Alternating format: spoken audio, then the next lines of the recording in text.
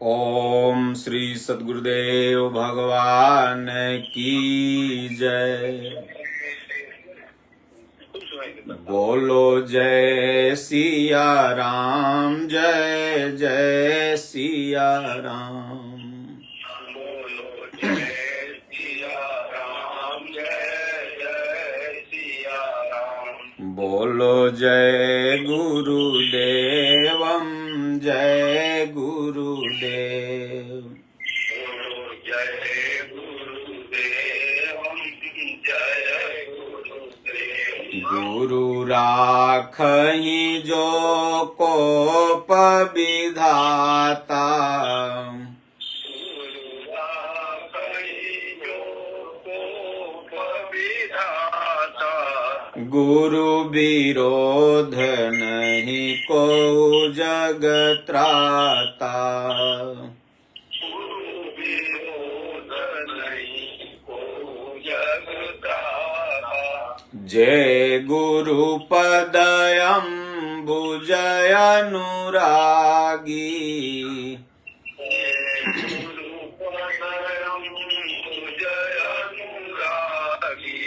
ते लोग कहूँ बेदहूँ बड़ भागी।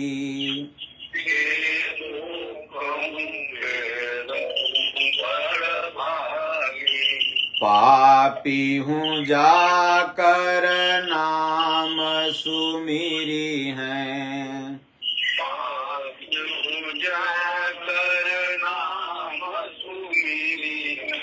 सुमिरी सुमिरी भव सागर तरी हैं।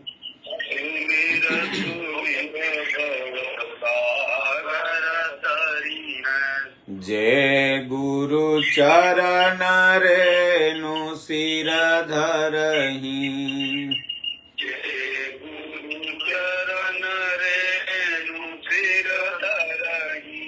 ते जनु सकल विभव बस करहि।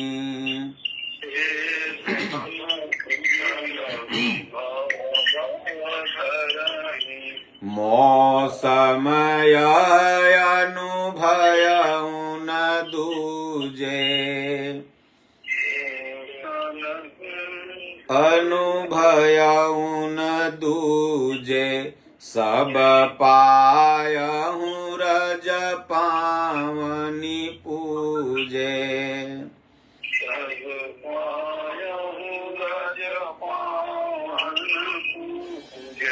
बोलिए श्री सद्गुरुदेव भगवान की जय। आज की भगवत चर्चा में हम सब लोग रामकोला जो महापुरुषों की जन्म स्थली रही है, खास तौर से श्री परमहंस आश्रम के संस्थापक सत्संगी महाराज जी और उनके परम शिष्य हमारे दादा गुरु महाराज परमानंद जी महाराज के वहाँ पर प्राकट्य स्थल है। आज भी वहाँ लाखों लोग वर्ष में अपनी श्रद्धा सुमन जाकर के अर्पित करते हैं और दादा गुरु महाराज और सत्संगी महाराज जी से आशीर्वाद लेकर के अपने जीवन कर्तव्य की ओर आगे बढ़ते हैं। उसी रामकोला के बगल में कसया, और उसको कुशीनगर भी कहते हैं ना कसया को, तो कसया के भक्त हैं जो यथार्थ गीता के प्रणेता परम पूज्य गुरुदेव भगवान के समर्पित भक्त आप सब लोग हैं। पांडे जी हैं, गुप्ता जी, शुक्ला जी, तमाम लोग हैं वहाँ बैठे हुए। तो आप सब लोग एक टीम बना के अपना आश्रम में भंडारा इत्यादि भी करते हैं, और गांव में जब रहते हैं तो हर रविवार के दिन सब भक्त वहाँ इकट्ठा होते हैं और भंडारा तथा सत्संग का आप लोग आयोजन करते हैं। आप लोगों ने निवेदन किया कि महाराज जी कल हम लोगों को कुछ भगवत चर्चा, प्रतिदिन जहाँ भी साधु संत महात्मा रहते हैं वहाँ भगवत चर्चा गुरु महाराज ने ही हम लोगों को सिखाया है। बोले जी जब घर छोड़ा, द्वार छोड़ा, माई बाप को रोवाया, तो फालतू इधर उधर न करके भगवान की चर्चा किसी भी बहाने से, बिहार में और रामकोला समझिए बिहार का बॉर्डरे है, तो वहां भी शायद ये भजन गाया जाता होगा कि कौनो बहनवा ना रे मनवा, कौनो बहनवा ना कैल राम नाम सुमिरनवा मनवा, कौनो बहनवा ना राम के नाम कहें कि सीता के नाम कोठरिया में लिख द, लक्ष्मण के नाम आंगनवा, राम के नाम दुअरिया पे लिख द, नित उठी होई दर्शनवा रे मनवा, कौनो बहनवा ना। तो आजकल लोग तो भगवान का नाम दुआरी पर नहीं लिखते हैं, लेकिन जरूर लिखते हैं कि आप सीसीटीवी की नजर में हैं तो कुत्तों से सावधान हो जाइए, मतलब घर में सब कुत्ते हैं, आप सावधान रहिए। तो हमारे पूर्वज लोग किसी भी बहाने से भगवान की चर्चा हो जाए, यही हम सनातनियों को सिखाते थे। आज लोग मॉडर्न और पाश्चात्य सभ्यता की तरफ जा रहे हैं, जिससे कि पुरानी संस्कृति को भूलते जा रहे हैं, और मनुष्य के अशांति और दुख का यही कारण है। तो कसया के जो भक्त, आज क्या बनाए हैं आप लोग भंडारे में? हाँ, भंडारे में तो महाराज पनीर बना है और सब्जी बनी है, लिट्टी है, चोखा है, चावल है, दाल हाँ, है। तो सब गुरु महाराज के निकाल के भोग लगा के उसके बाद तब आप लोग खाइएगा, और उसके पहले हम आप लोगों को कुछ भगवान की चर्चा टूटी फूटी, जो गुरु महाराज हम लोग को, उन्हीं की वाणी है, हम लोग केवल अपना स्पीकर हैं, जैसे माइक में जो आप बोलते हैं तो वही ना बाहर सुनाई देता है, तो उसी तरह से महाराज जी की वाणी है, बस हम लोग बोलते हैं, बोलते बुलवाते वही हैं। तो एक बड़ा ही प्यारा भजन है, क्योंकि आप लोग अभी राम कोला से जुड़े हुए हैं। यूपी में कोला शब्द बड़ा बढ़िया है। कोला माने जैसे लोग कहते हैं ना कि अपने कोला में हम फूल लगाए हैं, लौकी लगाए हैं, नेनुआ लगाए हैं, करेला लगाए हैं, कोइडवर चाहे कोला बोलते हैं। और राम कोला, तो राम कोला मतलब लगता है कि अयोध्या वहां से नजदीक है, तो भगवान श्री राम जी का ही किसी न किसी तरह से कभी न कभी कुछ संपर्क रहा होगा, क्योंकि बड़े चक्रवर्ती सम्राट थे, तो इतना बड़ा तो उनका जरूर क्षेत्रफल रहा होगा कि थोड़ी, अब जैसे मान लीजिए आप बड़े आदमी हैं, 100 बीघा के कष्टकार हैं, तो घर यहाँ है तो कोला घर से 1 किलोमीटर दूर है। तो भगवान चक्रवर्ती सम्राट थे, तो उनका हो सकता है कि 100 किलोमीटर दूर रहा हो। तो भगवान के नाम से संबंधित है, और सबसे बड़ी बात है कि पूज्य गुरुदेव भगवान के गुरु महाराज की जन्मस्थली और उनके गुरु महाराज की तपस्थली है। और पोखर पर शिव मंदिर का जीर्णोद्धार भी हो रहा है, और हम लोग गुरुदेव भगवान से प्रार्थना भी करेंगे कि प्रभु एक बार वहां चलिए, सब भक्त वहां से जितने भी हैं मिलके चलेंगे। तो वहां आप सब लोग जब भी समय मिला करे, वहां जरूर पूरे कसयावासी या आपके टीम के जो लोग हैं, जब भी जिसको समय मिले, हफ्ता में, महीना में एक बार जाइए। भजन कीर्तन, गीता पाठ इत्यादि आप लोग पहले भी किए हैं और आगे भी करना है। तो राम कोला में राम जी का ही भजन से हम लोग, एक बहुत चर्चित भजन है, आप सब लोग सत्संगी हैं, सुने ही होंगे, लेकिन जैसा मैं शुरू में ही बताया कि किसी बहाने से गोस्वामी जी ने लिखा है कि भगवान की कथा ऐसी है कि कहने वाले को भी लाभ है और सुनने वाले को भी लाभ है। दुनिया में हर कोई बिजनेस में एक पक्ष को घाटा होता है तो एक पक्ष को नुकसान होता है। जैसे लवकुश पांडे जी आप दवाई देते होंगे, तो किसी को अगर 50 रुपए की दवाई आपने दिया तो 10 अगर उसमें आपको फायदा हुआ, तो जो लिया उसको 10 नुकसान हुआ, उसका नुकसान ही आपको फायदा है। तो उसी तरह से, लेकिन ये भगवान की जो कथा है, ये दोनों लोगों को फायदा है। इसलिए गोस्वामी जी ने कहा कि कहत सुनत सब कर हित होई, राम कथा मुद मंगल गोई। तो भगवान की जो कथा है तो हमको भी फायदा है कि जितना बार हम भगवान का नाम लेंगे, और आपको भी फायदा है कि जितना बार आप सुनेंगे।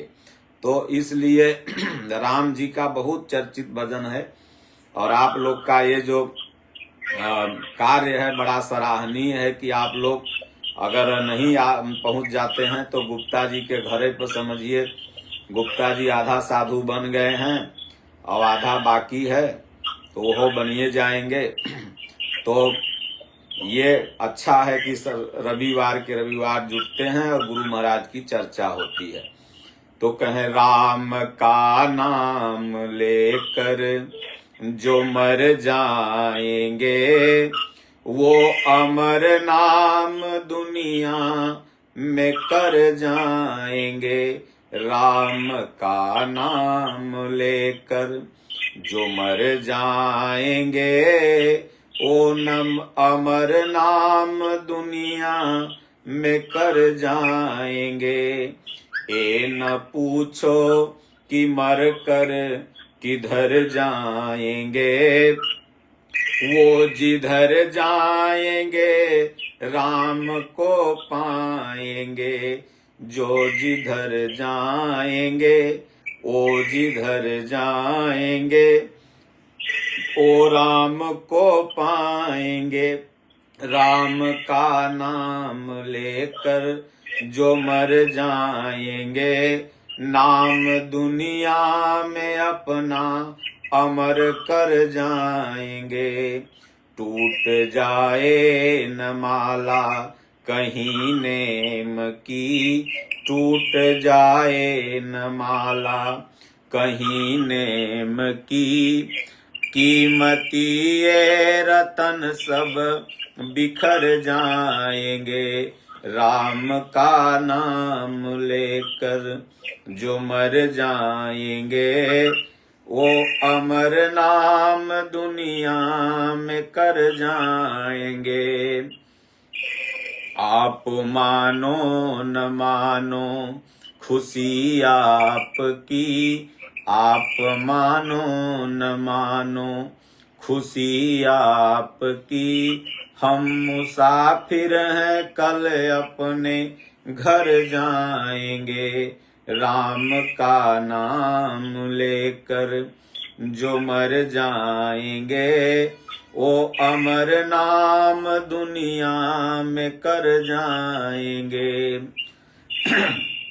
3 पंक्ति का भजन है, लेकिन इसमें पूरी गीता, पूरी रामचरितमानस और पूरा जीवन भी अगर इस पर आप बोलते रह जाएंगे तो कम है। कहें राम का नाम लेकर जो मर जाएंगे। अब कबीर साहब ने कहा कि भाई राम राम सबको कहे ठग ठाकुर और चोर, और तुलसीदास जी कहते हैं प्रेम बिना रिझे नहीं कि तुलसी नंद किशोर। तो राम सब जपते हैं, लेकिन किस भाव से अगर राम का नाम आप जपेंगे तो आप अमर हो जाएंगे, अमरत्व को प्राप्त कर लेंगे। राम दशरथ जी के पहले भी राम थे, और अगर नहीं थे तो फिर दशरथ के भगवान कौन थे, या दशरथ के पिताश्री के भगवान कौन थे, या उनके पिताश्री के भगवान कौन थे।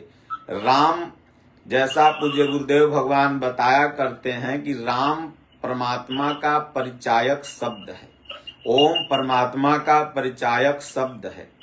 तो राम, क्योंकि राम शब्द की उत्पत्ति गुरु महाराज से हुई। उनके गुरु महाराज ने धरे नाम गुरु हृदय विचारी, वेद तत्व नृप तव सुतचारी। तो राम, लक्ष्मण, भरत, शत्रुघ्न जो भी नामकरण हुआ ये गुरु से उत्पत्ति हुई।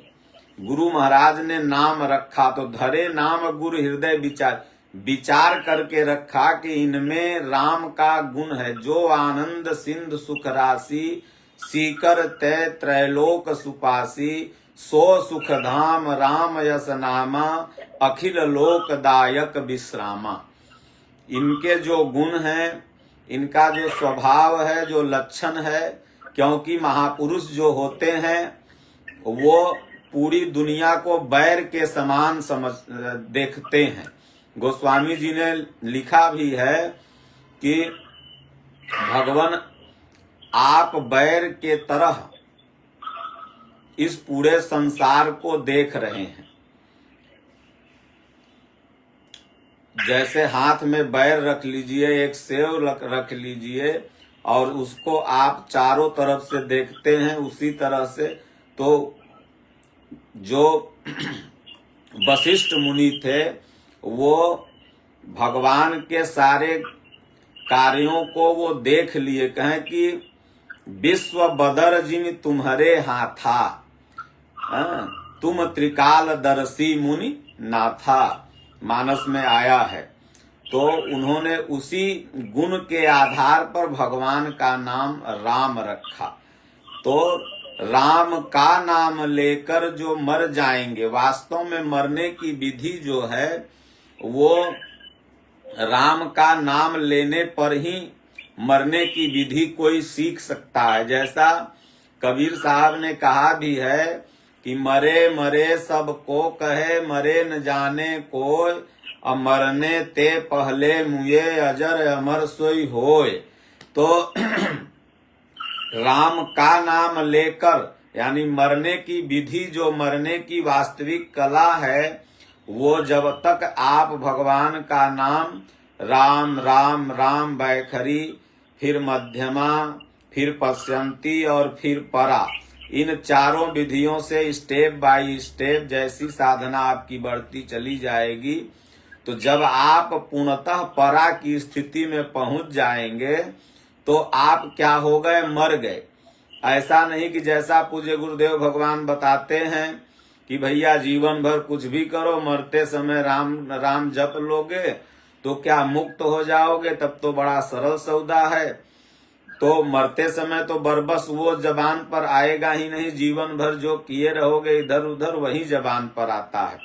तो मरने की विधि जब तक ये चारों बैखरी, मध्यमा, पश्यंती और परा स्तर तक आप राम राम राम का जाप करेंगे तब आप वास्तविक मरेंगे। और जब आप इस विधि से मरेंगे तब वो अमर नाम दुनिया में कर जाएंगे। वो महापुरुष आज भी अमर हैं जो इन विधियों से अपने शरीर को छोड़ा। वो चाहे भगवान बुद्ध हो, चाहे कबीर साहब हो, चाहे तुलसीदास हो, चाहे हमारे पूज्य गुरुदेव भगवान हो, चाहे दादा गुरु महाराज हो, चाहे सत्संगी महाराज हो, ये जितने महापुरुष हैं इस विधि से अपने आप को अमर कर लिया। इनका शरीर रहे चाहे नहीं रहे, ये दुनिया के लिए सदैव आदर्श रहेंगे। अमर अमर उस अविनाशी परमात्मा में विलीन हो गए और संसार भी आपको सदैव याद करता रहेगा। सोचिए भगवान राम 9,80,860 वर्ष पहले इस धरती पर आए, भगवान कृष्ण लगभग 6,000 वर्ष, भगवान बुद्ध लगभग 2,500 वर्ष से ज्यादा। अब सोचिए ये बहुत बड़ा लंबा कालखंड होता है, लेकिन ये महापुरुष किसी न किसी विधि से हमारे और आपके चित्त में निरंतर जिंदा हैं। न जाने कितने बार धरती परिवर्तित हुई, न जाने कितने बार जल के स्थान पर थल, थल के स्थान पर जल हुआ, न जाने कितने लोग आए और चले गए, लेकिन हम सब लोग ऐसे चर्चा कर रहे हैं जैसे भगवान बुद्ध कल हुए हो, आज चर्चा हो रही है, कल ही अखबार में निकला हो, आज हम लोग बोल रहे हैं। ऐसे व्यक्ति जो भगवान का नाम लेकर के मर जाएंगे, अपने आप को उनमें मिला दिए, तो ये मत पूछो कि वो किधर जाएंगे। तो कहें ये ना पूछो कि मर कर किधर जाएंगे, वो जिधर भेज देंगे उधर जाएंगे। ये न पूछो कि वो मरकर किधर जाएंगे, क्योंकि न उन्हें स्वर्ग की आसक्ति है न नरक से उनको द्वेष ही है। हनुमान चालीसा में आप लोग एक पंक्ति पढ़ते हैं कि राम रसायन जिनके पासा, सदा रहूं रघुपति के दासा, और देवता चित्त न धरई, हनुमत से सर्व सुख करई।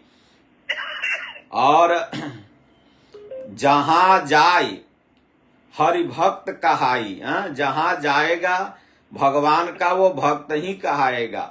इसलिए न उसके लिए स्वर्ग स्वर्ग रहता है, न नरक नरक रहता है, उसके लिए दोनों समान हो जाता है। मानस में बाबा ने कहा है कि स्वर्ग नरक अपवर्ग समाना, जहाँ तह देख धरे धनु बाना। जहां भी उसकी दृष्टि गई वो धनुष बाण ही देखा, अपने भगवान को, अपने ठाकुर जी को, अपने इष्ट को, अपने गुरु को। पूज्य दादा गुरु महाराज की एक स्थिति ऐसी आई कि जब वो वृक्षों से दतुवन तोड़ने जाते थे, महाराज जी बताया करते हैं, तो उन पेड़ों की टहनियों डालियों में भगवान नजर आते थे। तो कुछ दिन तक दादा गुरु महाराज दतुवन ही करना बंद कर दिए। फिर दांत में पायरिया हो गई तो फिर वो मंजन उंजन कर लें, लेकिन दतुवन नहीं करते थे। बोले वो उसमें भगवान है। तो इसलिए जहां दृष्टि जाती है तो कहें वो जिधर भेज देंगे वो उनके आज्ञा का गुलाम हो जाएगा। कभी भी पूज्य परमानंद जी परमहंस जी महाराज ये योजना बना करके नहीं जाते थे। जिस भूमि के आप लोग हैं, आप लोग भाग्यशाली हैं कि इतने बड़े महापुरुष, जब दादा गुरु महाराज शंकराचार्य संप्रदाय नागा संप्रदाय में सोच रहे थे कि हम शामिल हो जाएं प्रयागराज के कुंभ में, तो आकाशवाणी हुई कि तू काहे घबरात है, तोरे जैसा साधु पूरे विश्व में नहीं, न कोई गुरु न चेला। आज स्थिति यही है सज्जनों, आप ये हमारे गुरु महाराज हैं या हम इस कुल परंपरा के हैं, इसलिए मैं बखान नहीं कर रहा हूं। लगभग विचरण काल में हम लोग हर संस्थाओं में गए, लेकिन देखे कि ऊपर कुछ है अंदर कुछ है। वहीं एक गोरखपुर में कहावत है कि माथे सीताराम विराजे, कान में गोरख लटके, और हाथ में जगजीवन स्वामी, नीचे मुहम्मद अटके। मतलब माथे सीताराम विराजे, बस कुटिया में गए तो सीताराम जी का तिलक लग गया, बोले अब सीताराम मिल गए। कान में गोरख लटके, गोरखनाथ संप्रदाय में गए तो कान छेदवा के बड़का कुंडल लटका दिए, बोले अब भगवान मिल गए।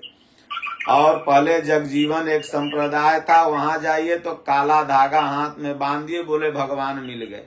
तब वो गुस्सा के चला गया, मियाँ बन गया भगत। बोले तब मियाँ गया तो नीचे औजारे होकर आधा काट दिए, बोले जो खुदा मिल गए। तो बस केवल इतने है हर जगह, बाकी कुछ नहीं। दिखावा कुछ है और करनी कुछ है। कहे नाम है तब ब्रह्मचारी बाबा, तो लड़के किसके खेल रहे हैं तो ब्रह्मचारी बाबा के। ये कपड़े किसके सूख रहे हैं तो नागा बाबा के। ये आवाज कैसी आ रही है तो मौनी महाराज की। हाँ, ये बड़ी बड़ी बिल्डिंगे, बड़ा बड़ा घर किसका, त्यागी महाराज का। तो इसलिए दादा गुरु महाराज की जो रहनी, जो विद्या, स्वामी जी कहा करते हैं कि पूरे विश्व में ही नहीं है। और आज भी मतलब कि जो भी संस्थाएं, जो भी आश्रम हैं, अन्य आश्रमों से बहुत ही मर्यादित हैं। और वहां पर भगवत चर्चा लगभग 24 घंटे में 12-14 घंटा तो हर जगह होती ही होती है। तो इसलिए कहते हैं कि आप लोग उस भूमि के हैं, और जो वहां जन्म ले और भक्ति न आए ऐसा हो ही नहीं सकता है। तो कहते हैं कि वो जिधर भेज देंगे उधर जाएंगे। दादा गुरु महाराज को भगवान जिस रास्ते बस चला देते थे, सुबेरे उठे उधरे चल दें, फिर वहां पर रात्रि विश्राम कर लें, फिर उधर से जिधर, यानी वो भगवान के हाथ का यंत्र हो जाता है, वो कठपुतली हो जाता है। तो ये कब संभव होगा, कब आप अमृत को प्राप्त करेंगे, तो दूसरी लाइन का निष्कर्ष बड़ा बढ़िया है कि टूट जाए न माला कहीं नेम की, टूट जाए न माला कहीं नेम की, कीमती ये रतन सब बिखर जाएंगे। योग के 8 अंग हैं, उसमें दूसरा अंग है नियम। यम नियम, आसन, प्राणायाम, प्रत्याहार, धारणा, ध्यान, समाधि, उसमें दूसरा नियम है। आपका जो नियम है, जैसे आप हर रविवार को वहां जुटते हैं, भजन चिंतन करते हैं, और आपका एक और नियम भी होगा कि आप 2 पन्ना 4 पन्ना गीता पढ़ते होंगे। नहीं पढ़ते होंगे तो प्रतिदिन रूटीन में शामिल कर लीजिए कि आपको 5 श्लोक यथार्थ गीता पढ़ना है। आप घर में नियम बनाए होंगे कि हमें सुबह शाम आरती करना है, ये नियम ही नौका है, और इसी पर चढ़ करके आप इस अमर अपने नाम को कर जाएंगे। नहीं तो नियम अगर आपका नहीं है तो आप धीरे धीरे बिखरते हुए चले जाएंगे, फिर उसी संसार में इसलिए अपने आप को नियम में बांधना है। जैसे आप सच्चे नागरिक तभी हैं जब आप संविधान को मानते हो, आप सच्चे भक्त तभी हैं जब गीता और रामायण की बात मानते हो। अब आप कहेंगे कि हम हनुमान जी के भक्त हैं। अब हनुमान जी तो कहियो गुटखा खैनी बीड़ी सिगरेट दारू नहीं पिए, और भर मुंहे खा करके गुटखा कहिए कि हम हनुमान जी के भक्त हैं। तो अब हमने देखा कि तमाम तीर्थों में, विंध्याचल में चाहे कहीं आप चले जाएं, आप लोग भी जाते होंगे, तो जितने पंडा हैं वहां पर इतना गुटखा पान खैले रहते हैं कि देवियों जी पर 2-4 छिट्टा पड़ जाता है। श्राद्ध कराते रहेंगे गंगा किनारे बैठ के, क्या बोल रहे हैं, मंत्र बोल रहे हैं कि गुटखा थूक रहे हैं, पता ही नहीं चलता। तो सिर्फ आप हनुमान जी के भक्त कह दिए अपने आप को, राम जी के भक्त कह दिए, लेकिन हनुमान जी और राम जी का थोड़ा भी आचरण और चरित्र आपके अंदर नहीं है, तो कहीं न कहीं से आप भी उन्हें बदनाम ही कर रहे हैं। पुरानी फिल्म में एक गाना था कि राम के भक्त रहीम के बंदे, करते आज फरेब के धंधे, इन्हीं की काली करतूतों से मुल्क हुआ ये मसान, कितना बदल गया इंसान। तो इसलिए सज्जनों, अपने आप को नियम में आपको बांधना होगा। नियम में जब तक आप नहीं अपने आप को बांध पाएंगे, तब तक इस संसार सागर से आप पार नहीं हो पाएंगे। वो चाहे भक्ति का नियम हो, चाहे आप अगर गृहस्थी में हैं तो गृहस्थ धर्म में भी नियम है। अगर जो व्यक्ति अपने आप को रूटीन लाइफ में नहीं लाया, वह व्यक्ति पशु के समान है। इंसान और पशु में यही अंतर है कि पशु अनियमित हैं, लेकिन अगर आज देखा जाए तो इंसानों से ज्यादा कहीं पशु नियमित हैं। लेकिन इंसान अनियमित होते चला जा रहा है, और उसके दुख का यही कारण है। आज नाना तरह की अगर बीमारी हो रही है तो आपके अनियमित होने के कारण, खान पान युक्ताहार विहारस्य आपका नहीं है, इसलिए आपको बीमारी हो रही है। अगर आप रोड स्टूडेंट कर रहे हैं तो अनियमित होने के कारण, अगर आप ट्रैफिक रूल नहीं पालन करेंगे तो आप, अगर आपकी केस में कोर्ट में केस जा रही है तो अनियमित होने के कारण। दुनिया की कोई भी समस्या अगर आपके साथ होती है तो उसका एक ही कारण है, अनियमितता। इसलिए अपने आप को गुरु के बताए हुए मार्ग पर जो नियमित बांध लिया, इसीलिए आश्रमों में आप लोगों ने देखा होगा सेवा कराई जाती है, नियम बताया जाता है आश्रम का। यहाँ चप्पल खोलो, यहाँ उठो, यहाँ बैठो, यहाँ भक्त नहीं जा सकते हैं, यहाँ संत रह सकते हैं, इस आसन पर भक्त नहीं बैठ सकते, भक्तों का ये स्थान, ये नियम आपको नियमित किया जाता है। अगर आप 10 दिन सक्तेशगढ़ आश्रम में जाके रह लें, बिल्कुल नियमित हो जाएंगे। आप अगर सेना में चले जाएं, 10 दिन आप सेना में रह लें, 20 दिन आपको एकदम नियमित कर देगा। कितना बजे आपको उठना है, कितना बजे खाना है, कितना बजे ड्यूटी जाना है, कितना बजे आपको फिर सोना है, सब आप नियमित हो जाएंगे। इसलिए टूट जाए न माला कहीं नेम की, अगर नियम की माला टूटती है तो कीमती ये रतन सब बिखर जाएंगे। ये जो रतन है ना, ये सब कीमती हैं, एक श्वास आपकी कीमती है।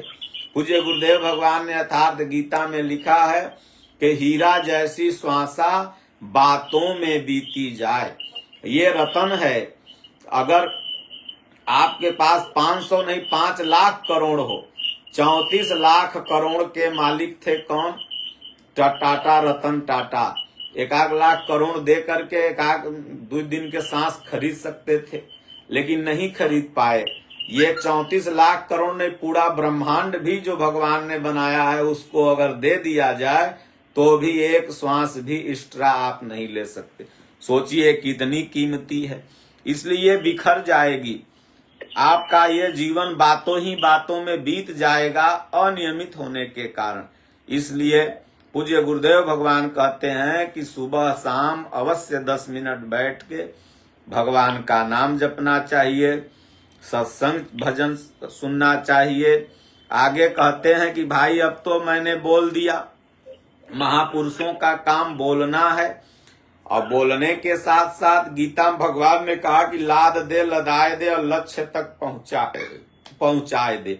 लेकिन यहाँ इस लाइन में कहते हैं कि आप मानो न मानो खुशी आपकी, हम मुसाफिर हैं, कल अपने घर जाएंगे। तो आप मानो चाहे मत मानो, ये खुशी आपकी है, और हम भी मुसाफिर हैं, और आप सुन रहे हैं, आप भी मुसाफिर हैं। सबको अपने अपने घर ही जाना है, लेकिन किसी को घर पहुंचने में लेट होता है, और कोई अगर अपने आप को नियमित कर लिया तो घर सही समय पर पहुंच जाएगा। घर का मतलब जो आपका घर ये रामकोला में है, कुशीनगर में है, गोरखपुर में नहीं, ये तो किराए का टट्टू है, ये घर नहीं है। वास्तविक घर है परमात्मा का श्री चरण। पूज्य गुरुदेव भगवान ने कहा अगर कठोर मेहनत और लगन से लगा जाए तो इसी जन्म में भगवान को जाना जा सकता है, मतलब इसी जन्म में अपने घर पहुंचा जा सकता है। थोड़ा अगर आप मान लोगे तब, और अगर नहीं भी मानोगे तो नेहा विक्रमो ना सोस्ति प्रत्यवायो न विद्यते स्वल्पम अपस्य धर्मस्य त्रायते महतो भयात्। अर्जुन धर्म का गीतोक्त साधना के अनुसार चला हुआ थोड़ा सा भी अगर आपका मार्ग में पथ निकल गया, आप चल पड़े, तो फिर बीज नष्ट नहीं हो सकता है, समय चाहे जितना लग जाए। तो इसलिए दोनों अपने घर पहुंचेंगे, एक सही समय पर पहुंच जाएगा, एक थोड़ा लेट पहुंच जाएगा। इसलिए महापुरुष कहते हैं मानोगे तो भी, नहीं मानोगे तो भी घर तो जाना ही है। इसलिए संत सदा उपदेश बतावें, घट अंदर दीदार लखावें। महापुरुष जो होते हैं, संत जो होते हैं, उनके शरण में कोई भी जाता है तो वहाँ फालतू नेता मंत्री का गप न करके, बल्कि भगवान का भजन चिंतन का जो भी उनको टूटा फूटा आता है वो बताते हैं। महाराज जी कहा करते थे किसी को 2 लिट्टी खा लो, किसी का 2 चोखा खा लो, तो 1 घंटा उसको भगवान के बारे में बता दो तो लिट्टी चोखा कट जाएगा, और नहीं तो फिर अगला जन्म फिर बैल बन के उसके घर में 2-4 दिन रहना पड़ेगा, काटना पड़ेगा, क्योंकि ये संस्कार पर आधारित शरीर है। आपका जहां भी संस्कार कर्जे रहेंगे वहां जन्म लेना पड़ेगा, जाना पड़ेगा। अगर आप सतोगुण प्रवृत्ति में रह के जन्म लेते हैं, अगर आप रजोगुण प्रवृत्ति में लेके जन्म लेते हैं, तमोगुण प्रवृत्ति में रह के जन्म लेते हैं, लेकिन जन्म तो लेना ही पड़ेगा। और चाहे आप तिर्यक योनि में जाएं तो भी आपको नरके है, चाहे आप, लेकिन इसमें है कि सतोगुण प्रवृत्ति में रह के आप लेंगे तो 5-6 बरस से फिर भजन में लग जाएंगे, महापुरुषों की संगत मिल जाएगी। इसलिए अपने आप को अर्जुन सतोगुणी होना प्रत्येक व्यक्ति का कर्तव्य है, और ऐसा होना चाहिए।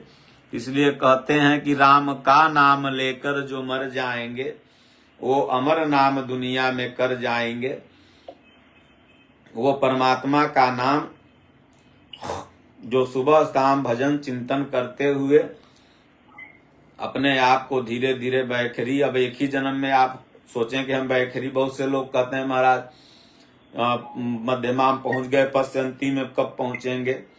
आप राम राम बैखरी से कहो तो भी उतना ही फल है, और परा से कहो तो भी उतना ही फल है। आप इसकी चिंता मत करो कि हम बैखरी में हैं या परा में हैं, इसकी चिंता करो कि हमें राम ही जपना है, क्योंकि राम राम बैखरियों में जपिएगा और परा में भी जपिएगा।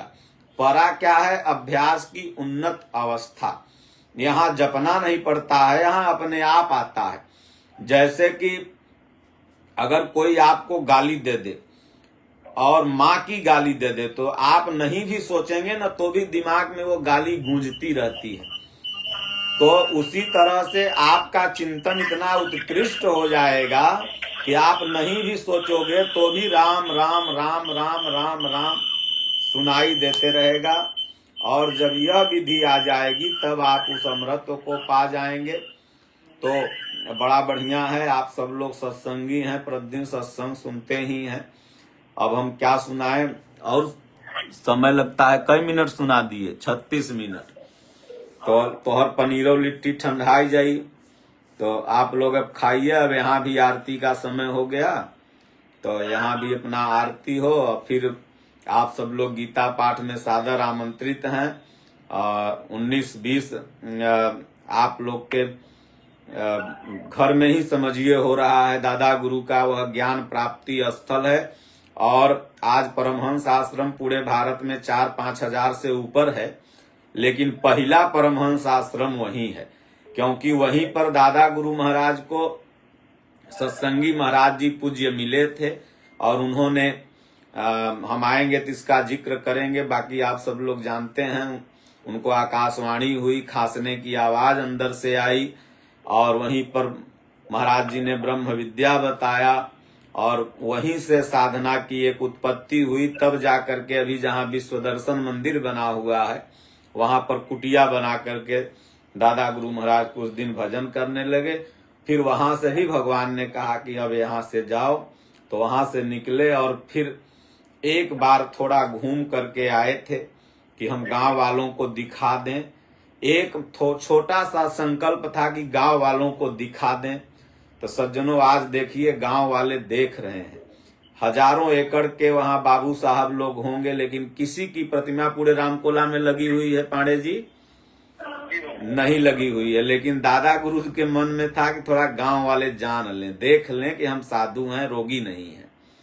तो आज पूरा विश्व देख रहा है, साथ साथ में गांव भी देख रहा है।